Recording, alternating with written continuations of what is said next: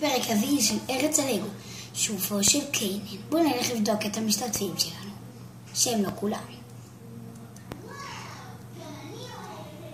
היי אלק, היי חבר'ה, היום אנחנו עושים את הפרק הרביעי של ארץ הלגו, שובו של קיינן.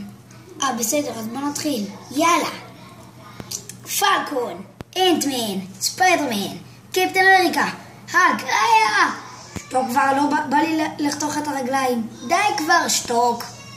פיורי, צ'אק, מי שזה לא יהיה, שאנחנו עוד לא יודעים את השם שלו, אולי אני אדע בהמשך הסרטים. איש הלייזר, אולברין, גנדלף, איירון מן, ילדוני, כן, אין תמיד היית כזה תמים, אף אחד לא ימצא אותך כאן.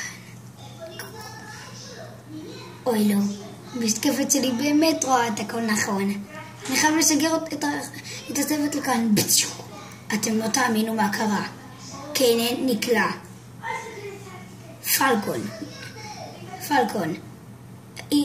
פלקון, קפטן אמריקה ואני, אנחנו נלך לשחרר אותו. קדימה. הנה הוא. אתה תישאר כאן למות, ואני ילך. ביי ביי קיינן. הנה הוא. חבר'ה, אתם פה, תעזרו לי לצאת. תודה לך, אבל כל הרעים אמורים להגיע בכל רגע. אז בוא נלחם. טה-טה-טן, טן-טן, טה-טה-טן, טן-טן, טן, טה-טה-טה, טה-טה-טה, טה-טה-טה, טה-טה-טה,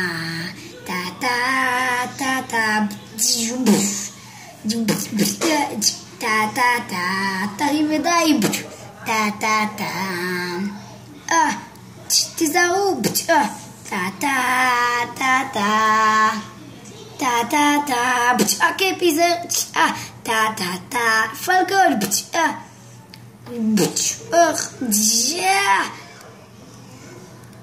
נראה לי שהם צריכים עזרה שם.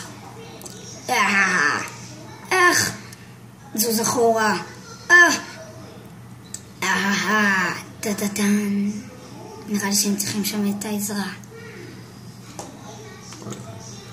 המשך יבוא.